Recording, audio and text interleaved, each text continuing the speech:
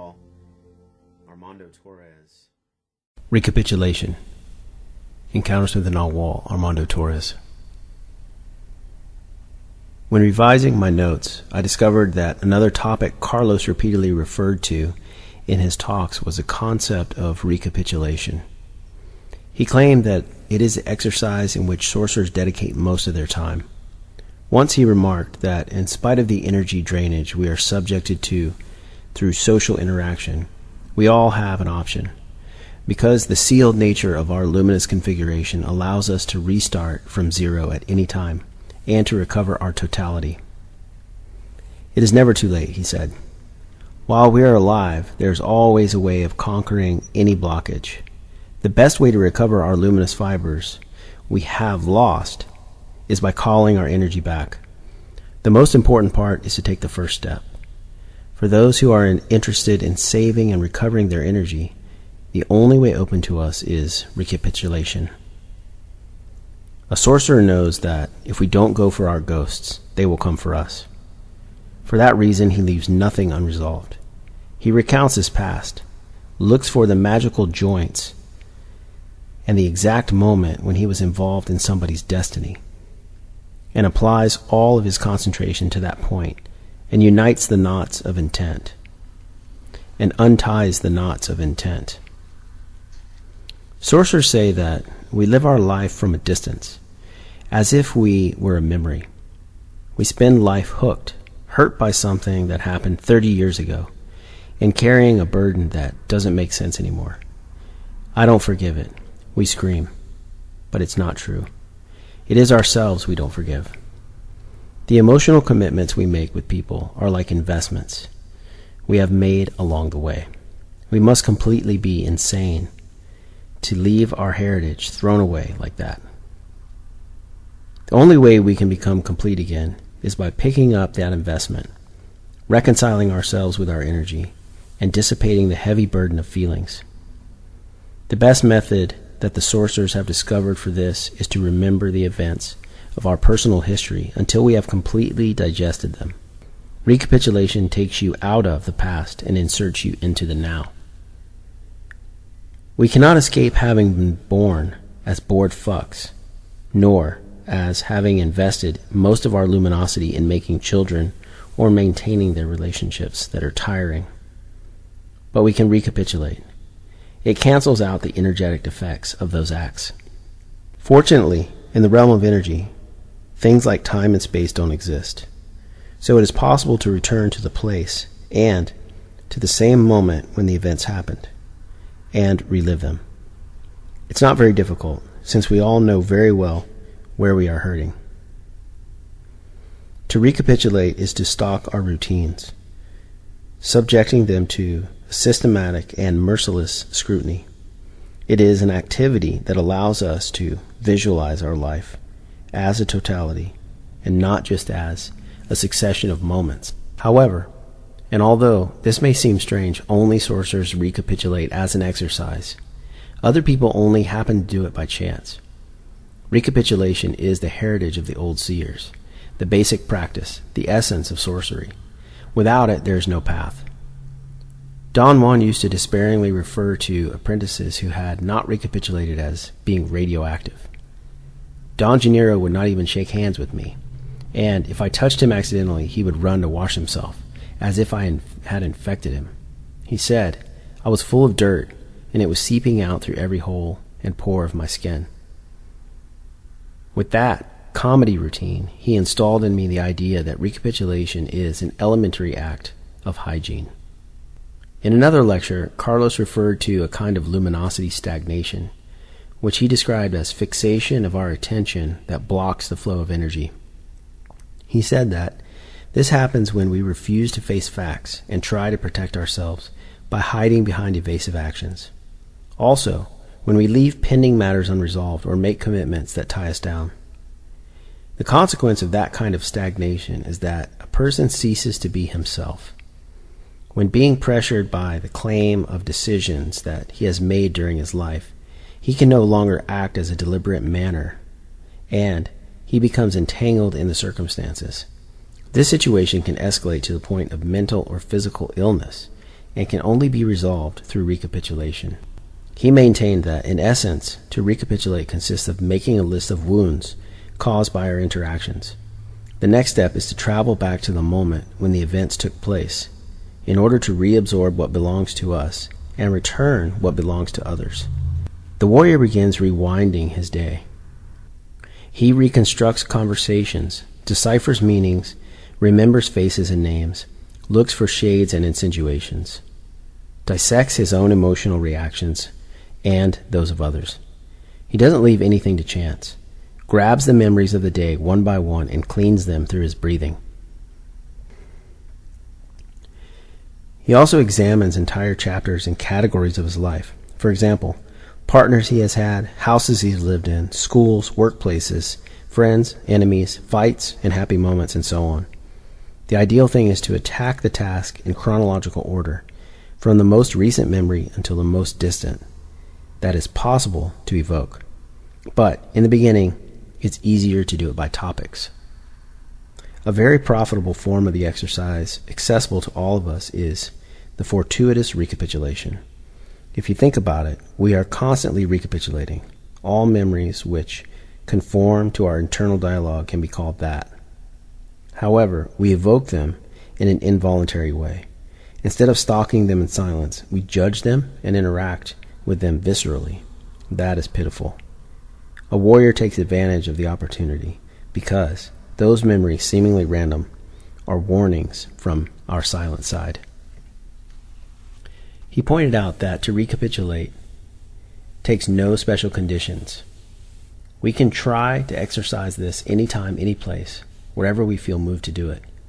Warriors recapitulate when they are walking down the road, in a bathroom, when working or eating, whenever it's possible. The important thing is to do it.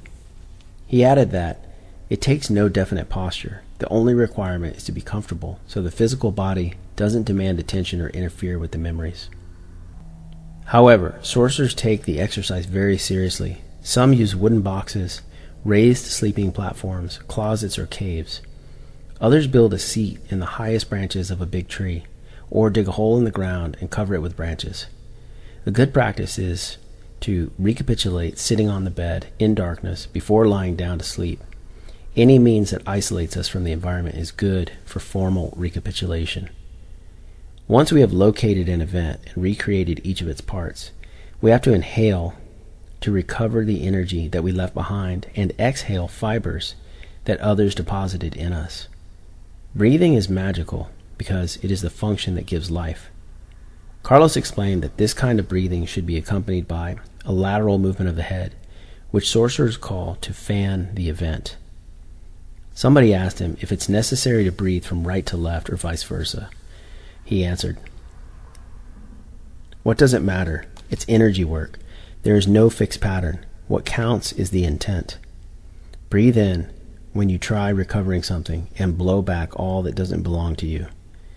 If you do that with the totality of your history, you will stop living entangled in a chain of memories, and instead you will be focused in the present." Seers describe that effect as facing facts as they are and seeing time objectively. They asked him what we had to do with our memories once we locate them, whether it means to examine them with some psychoanalytic method or something like that. He answered, "It's not necessary to do anything in particular. Memories will find their own course, and luminosity is recorded by itself through the breathing. Just try it. Make yourself available. The Spirit will tell you how to do it." Recapitulation starts from inside and sustains itself. It is a matter of silencing the mind, and our energy body will take control, doing what is a delight for it to do. You will feel well, comforted, far from... But you should have the correct attitude. Don't confuse the exercise with psychological questioning. If what you need is interpretations, go to a psychiatrist. He will tell you what to do to continue to be the idiot that you are. Neither should you try to find a lesson.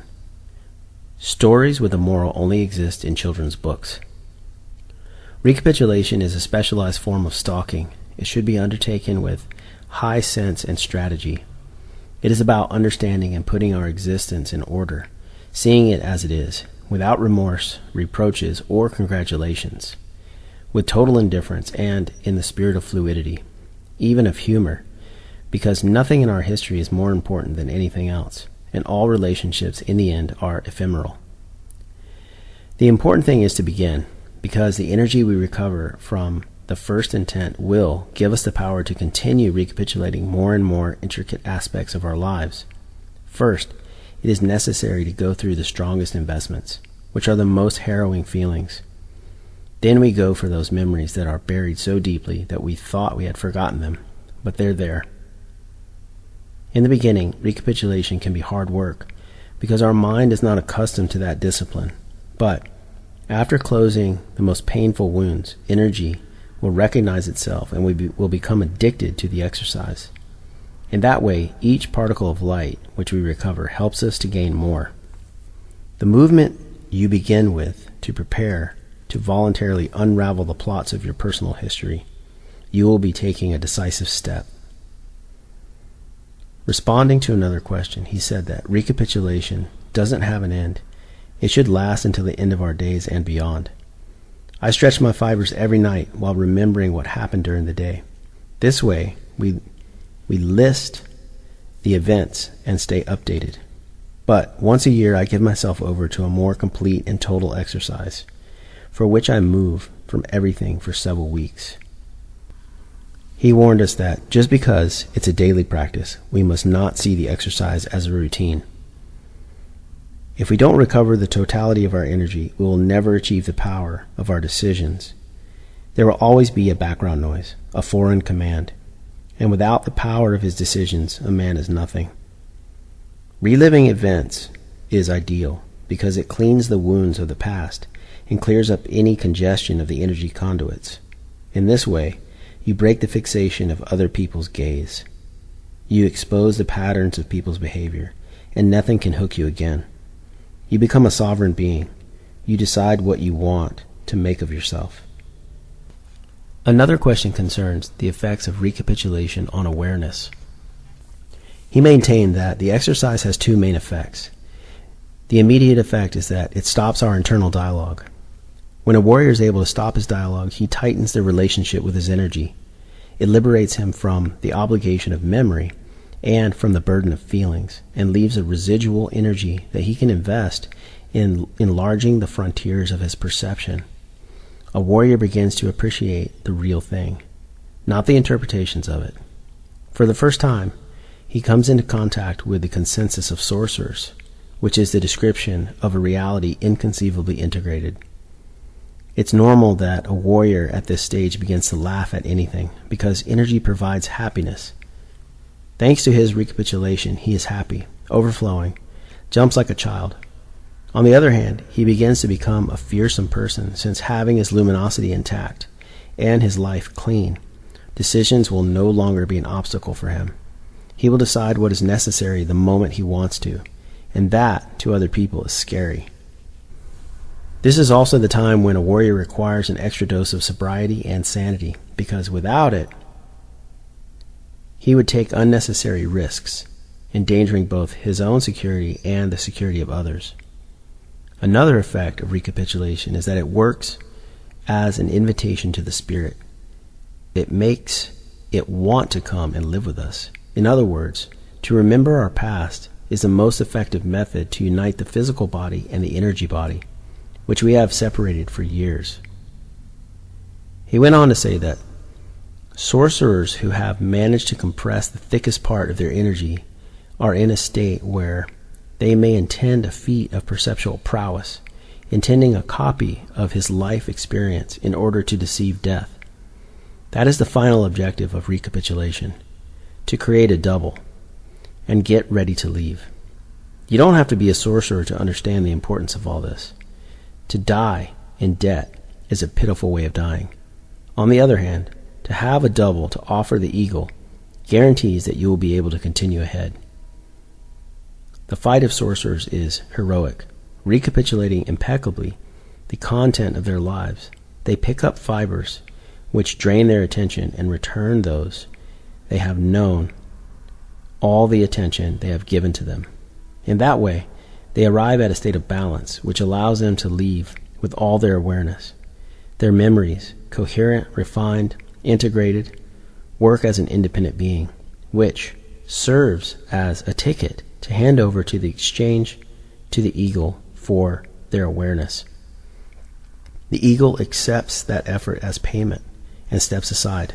Seers see that moment as an explosion of energy which aligns their encapsulated awareness with the totality of emanations out there, and their assemblage point expands infinitely, like a vortex of light. In another talk, he referred to a method designed by the new seers, which can be helpful in the exercise of recapitulation. One of the tasks of sorcerers is to constantly analyze the insinuations of the spirit. For this purpose, they often use a book of memorable events, a map of those occasions when the spirit intervened in their lives, forcing them to make decisions, voluntary or involuntary. He explained that the advantage of this technique is that when we write, we detach ourselves from things and events, at least to a minimal extent, and thus we are able to focus on them with more objectivity. It is not about describing our daily routines, but of being attentive to the strange moments in which intent is manifested. Those are magical junctures, because they produce changes, and they put us face to face with the meaning of our existence. As requested, he gave us some examples of this kind of event. Although signs of the spirit are a personal matter, there are ordinary events in general that mark people's lives, like being born, choosing a career, intertwining your destiny with another person, or having children. Also, illnesses and serious accidents, because they establish a nexus with death. For those who have had the fortune of finding a conduit of the spirit in the shape of a Nagual, that is certainly the most memorable event of all. The interventions of intent are precursors, very significant memories for a warrior, and they can be used as reference points of where to start when one is exploring episodes of personal history. It requires speed and clarity to select them and to synthesize them, extracting the personal stuff and leaving the magical essence. When properly done, they become what the new seers call abstract centers of perception, a matrix of intent, which a warrior has the duty of deciphering.